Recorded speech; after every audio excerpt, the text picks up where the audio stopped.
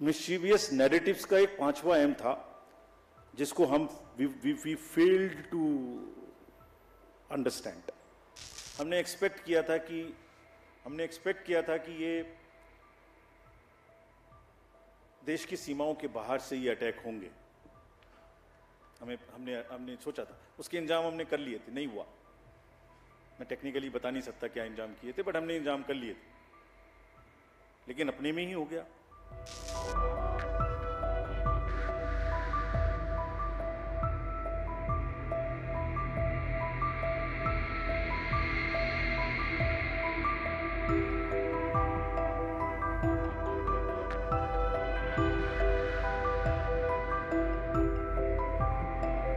मैंने 4 एम की बात की थी आपसे।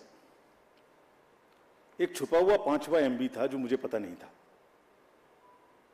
मिस्चीवियस नैरेटिव्स का एक 5वां एम था जिसको हम वी फेल्ड टू अंडरस्टैंड।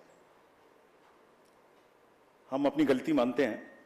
हमने fake news, fake narratives, political parties के बीच में चलेंगे, उनको लड़ाएंगे, किसी की पिक्चर किसी से लगाएंगे, ये सोचा था। उसको रोक दिया। हिंसा रोक दी, मनी रोक दी, मिस इन्फॉर्मेशन वहां रोक दी, एमसीसी भी बाय एंड लार्ज रोक दी। ये नहीं इसको पता ही नहीं था। तो आज पिक्चर दिखाता हूं आपको कि इसमें क्या था।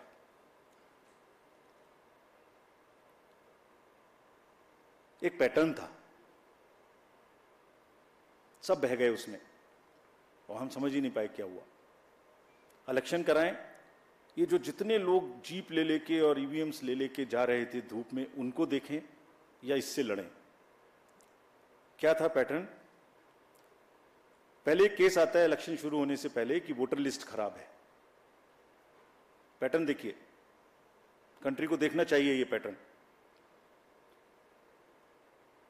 मैंने कहा था एक बार पहले भी 16 मार्च में कि झूठ का एक बाजार है, उसमें बड़े गुब्बारे हैं जो फटते हैं। मैंने बताया था एक बार, लेकिन ये नहीं पता था कि वो हमारे ही सिर पे फट जाएंगे। ये नहीं पता था मुझे कैसे फटे, मैं बताता हूं। पहले वोटर लिस्ट आया, गलत है गलत है गलत है। केस चला बहुत लंबा, 15 दिन तक हमने इतना मोटा एक एफिडेविट बनाया, जवाब दिया।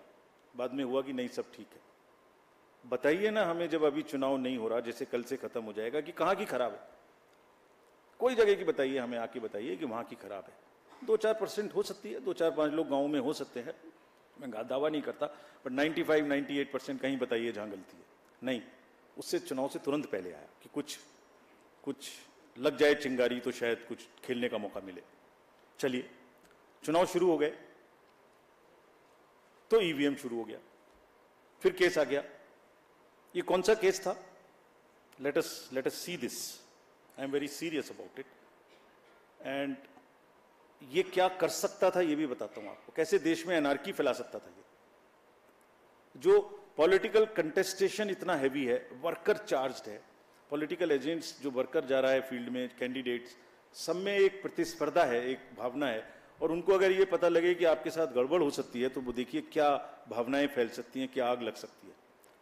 सो 2023 का एक केस था जो उस समय पड़ा हुआ था, और हमारा रिप्लाई पड़ा हुआ था उसका उसी समय का, चुप। कब आया वो? पहली फेज से 4 दिन पहले। और 2019 में भी ऐसे ही आया था। एग्जैक्टली 2019 में फेज 1 के 4 दिन पहले आया था। एक बहुत बड़ा प्रदर्शन उस समय भी हुआ था। तो भाई 19 से 24 के बीच में कभी और ले आते ना, उसको ठीक कर लेते हम लोग। There is a pattern, there is a design. I am not saying tool kit, but there is a pattern, there is a design. Let us understand this. दूसरा, एक अनदर केस था जो 2019 में पड़ा हुआ था, वोटर टर्नआउट पे। वो भी 2019 से पड़ा हुआ है। उसमें भी हमने जवाब 2022 में जुलाई में दे दिया था, अप्रैल में। इतना मोटा जवाब है, हर चीज का जवाब है उसमें। वो भी चुप था। आज मैं बोल रहा हूं इस बात को, आपने पूछा है इसलिए, बोलना नहीं चाहता था। वो भी चुप था। क्या उसमें आरोप लगा? कि हमने वोटर टर्नआउट का डाटा नहीं दिया और 1 करोड़ से बढ़ा दिया। यही तो आरोप था। समझ ही नहीं पाए हम। देखिए, आपको दिखाता हूं कैसे ना हमने वोटर टर्नआउट देने में देर की, और ना वोटर टर्नआउट का डाटा 1 नंबर से भी बढ़ सकता है। I will show you right now. ये वोटर टर्नआउट ऐप आप सब लोग देखते होंगे, देखते हैं। हर दिन का जैसे आपको पता लगता है ऐसे हमें पता लगता है, बिकॉज ये 10 लाख बूथ से इसकी एक पैटर्न है। ये नीचे बूथ से धीरे धीरे धीरे धीरे ऊपर उठता है, उठते उठते उठते उठते अगले दिन शाम तक जाके जितने 17C का टोटल है वो हो जाता है। कोई जो वो मैं पार्टीज दिखा रहा था, कोई जीने कोई मिट्टी से निकल के आ रहा है, कोई कहीं से निकल के आ रहा है। एवरी मोमेंट देखिए, एक जो रेड साइड में दिखाया है, मैं एक एग्जाम्पल दिखाता हूं आपको, ये फेज 1 का एग्जाम्पल है। 78 पॉइंट, सब किसी भी स्टेट का चेक कर लीजिए, अभी भी नेट पर है, अभी भी हमारी वेबसाइट पे है। 78.26 वॉज सपोज असम। तो अब इधर आइए लास्ट बट 1 में, उसको पीसी में देख लीजिए, पीसी वाइज में भी वही है, पीसी के नीचे असेंबली वाइज वही है। Assembly wise, PC wise, state wise data was always available at every moment. पहली फेज में सिर्फ क्या नहीं था, और ये चल रहा है पिछले 20-30 इलेक्शन से, ऐसे ही चल रहा है 2019 के बाद से। क्या नहीं था? जो पीसी और एसी का स्टेट वाइज टोटल है वो टॉप पे नहीं था, बस उतना सा नहीं था। अरे इलेक्टर्स का नंबर है, परसेंटेजेस हैं, तो टोटल नंबर निकाल लो भाई, अगर नहीं है तो गलती कैसे हो जाएगी?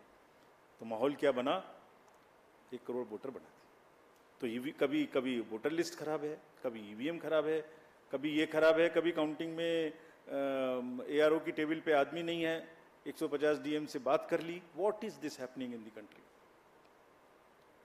ये फेक नैरेटिव है जो चल रहा है। हम इसको समझने में पूरी तरीके से फेल किए, ये हम एडमिट करते हैं। आप समझ गए, आप समझ गए हैं। तो जो आपने हमसे लर्निंग पूछी, तो हमारी इसकी बार की 3 लर्निंग है, ये भी हम अपफ्रंट एडमिट करते हैं। चुनाव हमें कम से कम 1 महीने पहले खत्म कर देना चाहिए, इतनी गर्मी में नहीं जाना चाहिए। This is one learning for us which we want to keep for us. बहुत बड़ा चुनाव है, बहुत फोर्सेस लगती हैं, बहुत मूवमेंट है, हम इससे समय को कम नहीं कर सकते, लेकिन पहले कर सकते हैं, इतनी गर्मी में नहीं करना चाहिए। This is first learning for us. Second, इस फेक नैरेटिव को लड़ने के लिए, और एक और इसके लिए हमें तैयारी करनी चाहिए। और एक चीज और है, वो भी मैं आपको फ्रंट बताता हूं। आज हमने एक्सपेक्ट किया था कि ये देश की सीमाओं के बाहर से ये अटैक होंगे, हमने सोचा था, उसके इंतजाम हमने कर लिए थे, नहीं हुआ। मैं टेक्निकली बता नहीं सकता क्या इंतजाम किए थे, बट हमने इंतजाम कर लिए थे, लेकिन अपने में ही हो गया। फिर आप कहेंगे कि फिर मैंने इस पे भी कुछ लिखा था, कहे तो मैं सुनाता हूं। आजकल इल्जामातों का दौर बुलंद है, तलखियों का बाजार गर्म है। आजकल इल्जामातों का दौर बुलंद है, तलखियों का बाजार गर्म है। पंच को पहले ही घेर लो, यानी पेशबंदी। जो एम्पायर है उसको पकड़ लो पहले से, पेशबंदी कर लो जिससे वो बोल ही ना पाए। पंच को पहले ही घेर लो यानी पेशबंदी। मंजूर है इल्जाम लगाओ हम पर, शर्त इतनी कि साथ में सबूत भी हो। कैसे हमने 17C बदल दिया, कहां डाटा बदल दिया, कौन सी मशीन में बदल दिया, कौन सा रोल खराब हो गया, कहीं तो एक जगह का नाम बताओ ना भाई। तो बात करेंगे फिर आगे। मंजूर है इल्जाम तो लगाओ मगर शर्त इतनी कि साथ सबूत भी हो। गोया कोई तो बात है, गोया कोई तो बात है, हर बार मुद्दई वही, कचहरी वही, गवाह कोई नहीं। गम का इलाज, शक का इलाज तो हकीम लुकमान के पास भी नहीं।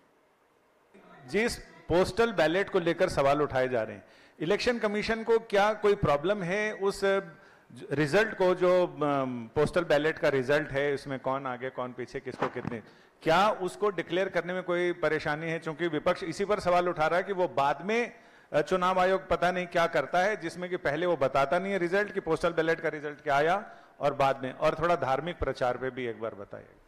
पोस्टल बैलेट आपने पूछा कि उसमें क्या, क्यों नहीं कर सकते उसको।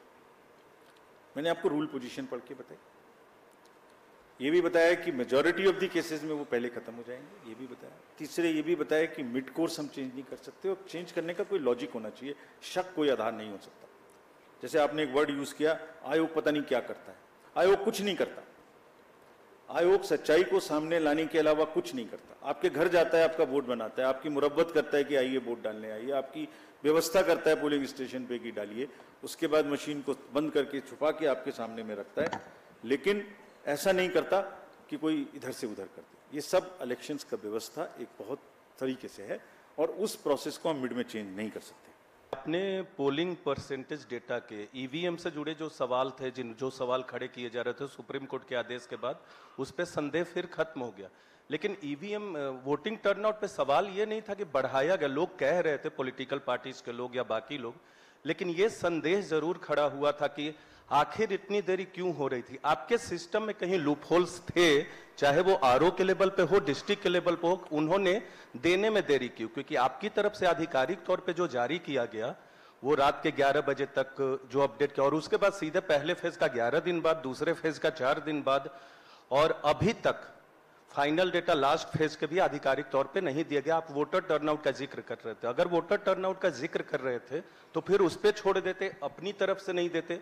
अगर अपनी तरफ से दे रहे थे तो फाइनल डेटा देते। सवाल ये नहीं कि आप बढ़ा रहे हैं, लेकिन सवाल ये जरूर है कि सिस्टम में लूप होल्स हैं। टोटल वोट हमने 7th फेज की परसेंटेज नहीं दी। कब हुआ 7th फेज? फर्स्ट को हुआ, आज 3rd है, रीपोल हो रहा है। आप भी ऐसे प्रश्न पूछते हैं जिसका जवाब देना मुश्किल है। रीपोल हो रहा है आज। पहले दिन रात को 12 बजे, 1 बजे, 3 बजे तक किसी एक पोलिंग स्टेशन पे, किसी एक काउंटिंग सेंटर पे जाके देखिए, आप लोग गए होंगे। 3 बजे, 4 बजे, 5 बजे सुबह तक लोग आते हैं। आने के बाद सबसे पहला काम होता है कि किसी तरह से वोटिंग मशीन को अंदर जमा कर दो, ऐसा ना हो ये गायब हो जाए, कुछ प्रॉब्लम हो जाए। कैंडिडेट के सामने सबसे पहले उसको स्ट्रांग रूम में जमा करते हैं। 6 बजे जो चढ़ा दिया वोटर टर्नआउट ऐप पे, उसके बाद 3 बजे, 2 बजे, 1 बजे, जितने बजे भी लौटे, उसके बाद अगले दिन सुबह उठ के बिना सोए 1 बजे वो फिर से आके वापस बैठ जाते हैं स्क्रूटनी करने। उसके बाद डाटा भरना शुरू करते हैं। उस दिन पता लगता है कि सेकंड डे है वो, 3rd तब पता लगता है कि रीपोल तो नहीं होना। कल पता लगा रात को कि वेस्ट बंगाल में 2 रीपोल होने, आज हो रहे हैं। कहां से डाटा देते? 4th डे दे देंगे आपको। सारी फेज में 4th डे दिया है। खाली नैरेटिव्स को प्लीज समझने की तो कोशिश करिए।